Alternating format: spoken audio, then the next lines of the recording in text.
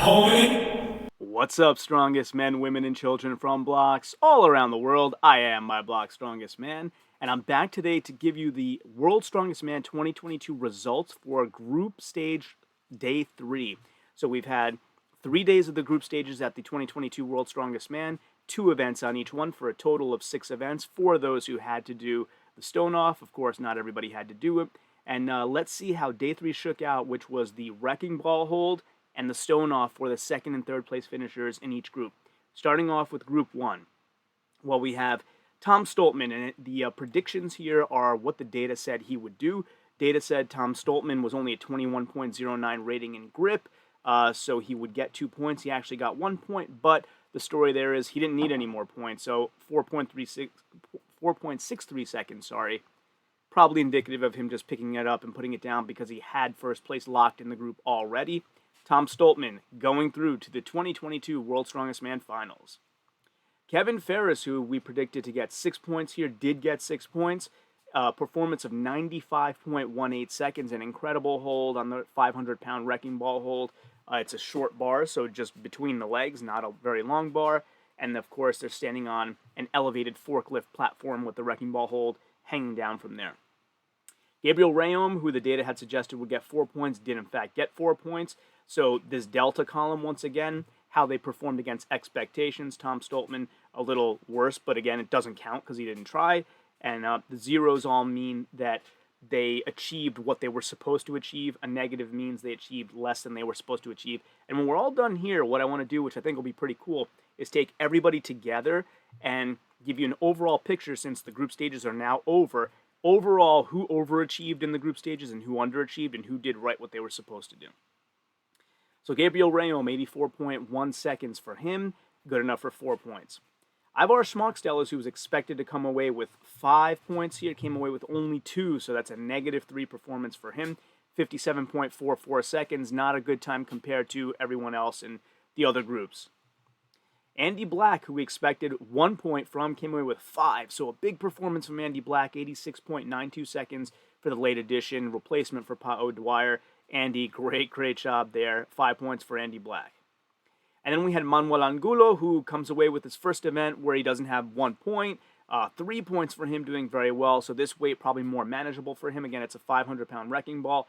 3 points expected for Manuel. Performed right on target. 3 points for him. 71.66 seconds, a respectable time. Anything greater than a minute is a good time. Then you have people like Mark Felix and Trey Mitchell, who did otherworldly things, and we'll get to that in a moment. So in Group 1, as we said, Tom Stoltman went through, and that leaves Kevin Ferris and Gabriel Rayom in the stone-off. They went head-to-head, and unbelievably, Gabriel Rayom, with an 18.75 rating on Atlas Stones, which is abysmal, defeats Kevin Ferris and goes through to the finals with Tom Stoltman. So that's what you can see here. The green going to Gabriel Rayom, the red going to Kevin Ferris. So congratulations, Gabriel Rayom, for making the finals of World's Strongest Man 2022. Taking a look at Group 2, we had Mitchell Hooper leading the group, and same sort of situation as Tom Stoltman. Mitch picked it up for 6.4 seconds and put it down. I can't possibly believe that's all he could hold it for, so very likely a strategic maneuver to not tire himself out. So this -1, where we were expecting 2 points from Mitch here and he got 1, doesn't really count for anything because it doesn't seem like he actually tried. Bobby Thompson, expected to come away with 5 points here, did come away with 5 points with an 81.33 second hold. Great hold by Bobby Thompson.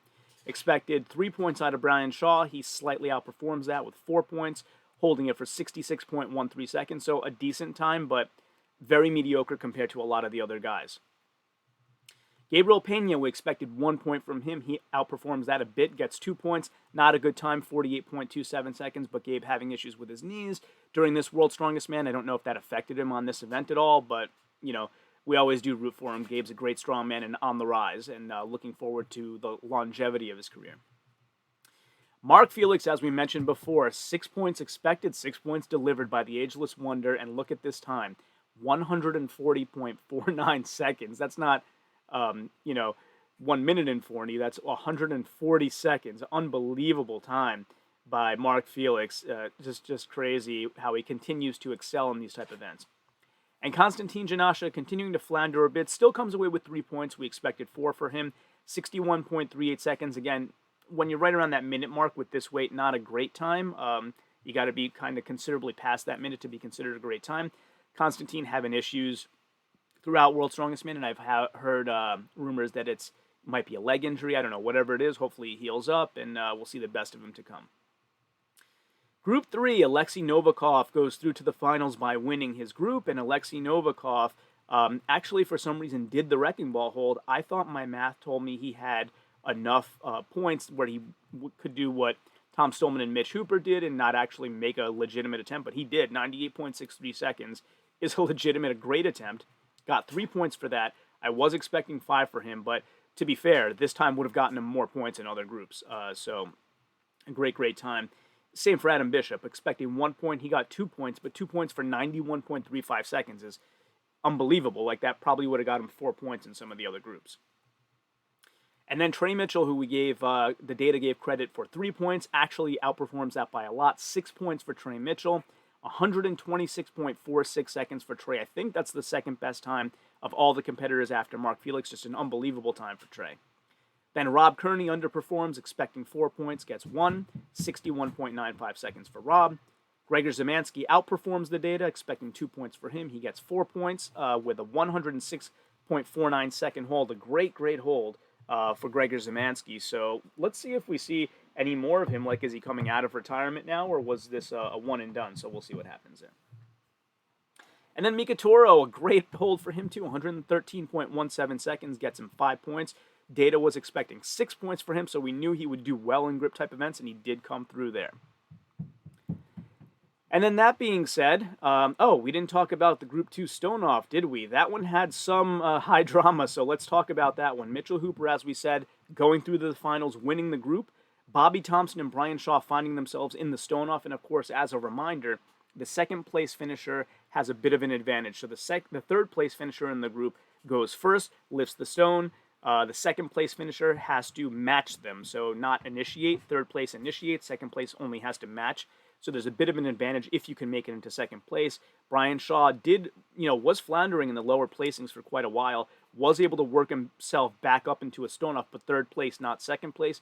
However, being such a great Atlas stone lifter as he is, probably not a big concern for him. Bobby Thompson, not known for Atlas stones.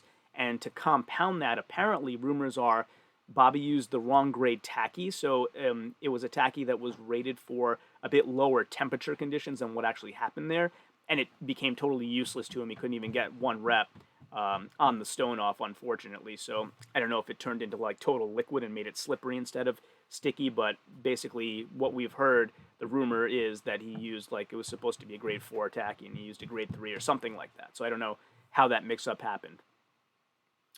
But anyway, that being said, Brian Shaw, I believe, only had to lift 1 stone to win the stone-off and get into the finals.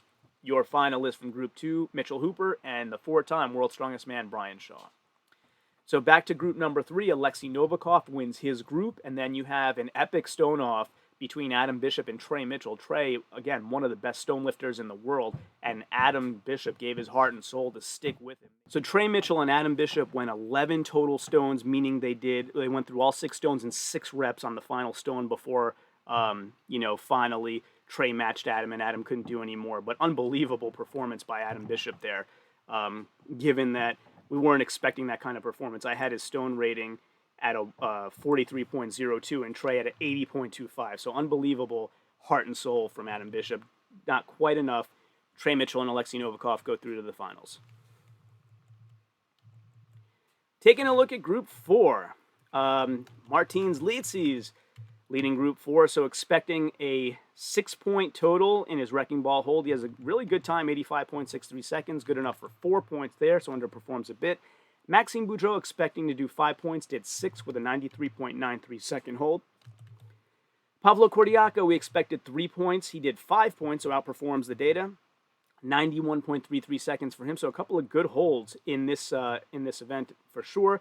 Gav Bilton, we expected 4 points from him. He underperforms a bit with 2, 67.5 seconds for him. Of course, Shane Flowers had withdrawn by this point, so didn't do this event.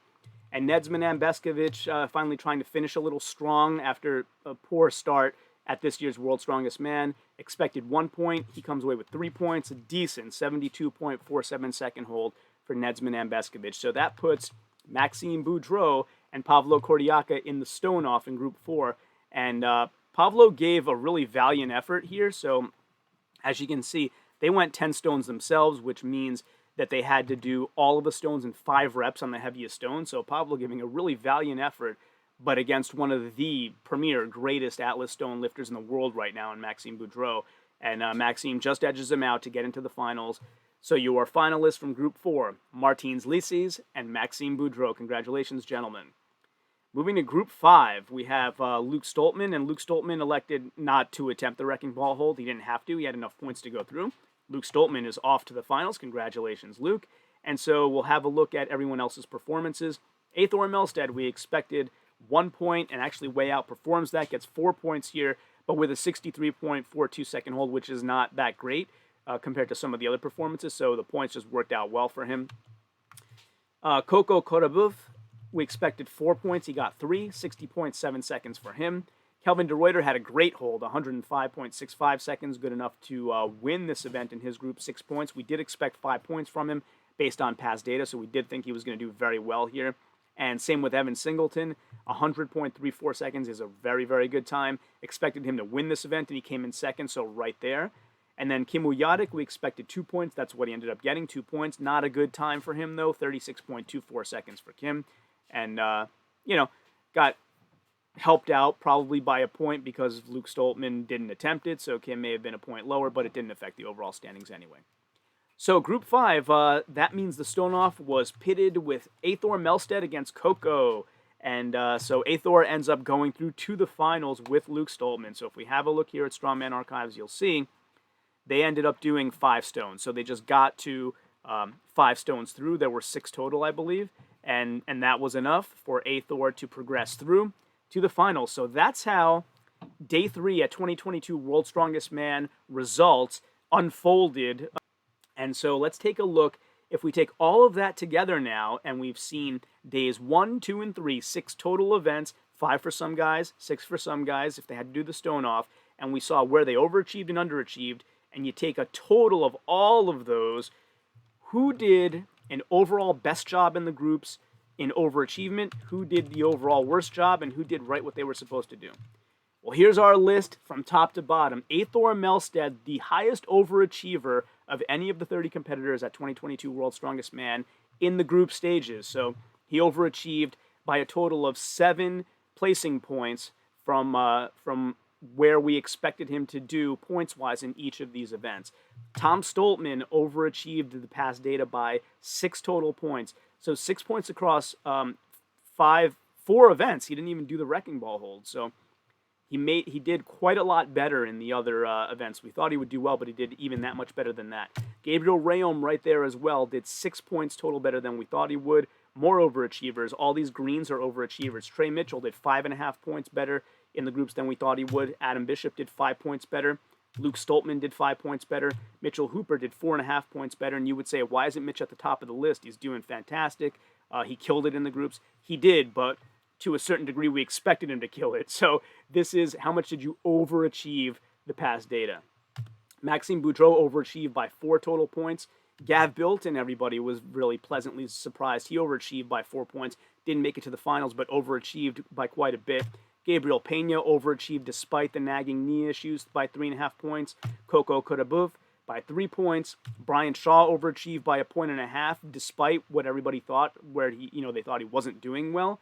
The group events were not good for Brian, so I don't know why folks are still continue to be surprised by that. The finals events are much better for him. Mark Felix overachieved by 1.5. Pavlo Kordiaka, as far as I'm aware, his first World's Strongest Man, achieved by 1.5. Kevin Ferris overachieved by 1 point, even though he didn't make the finals. Andy Black overachieved by 1 total point. Bobby Thompson, right where he had to be, so performed, did not make the finals. And if you take his total points based on the total points the data expected him to do, right on target.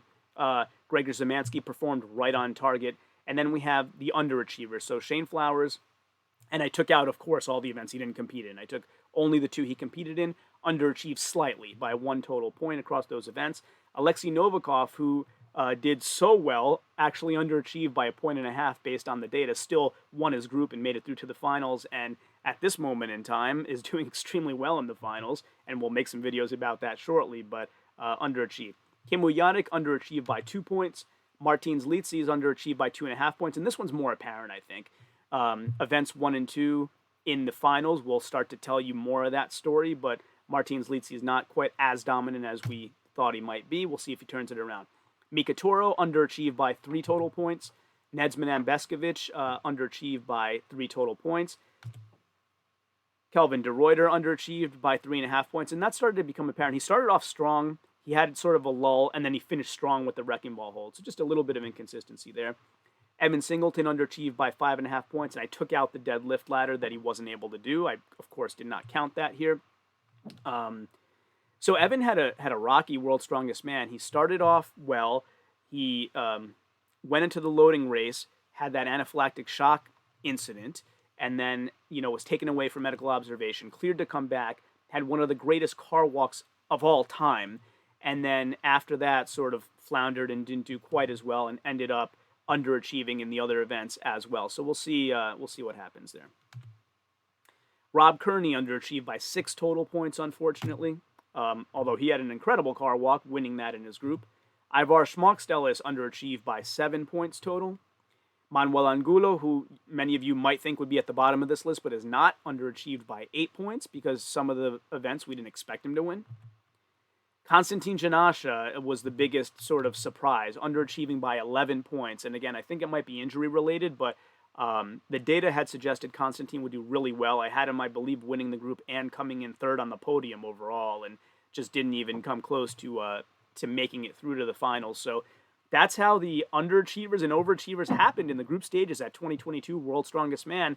Let's keep in touch, and I'll give you the most up-to-date and detailed analytics on the 2022 World's Strongest Man finals. And of course, until then, as always, ciao, homie.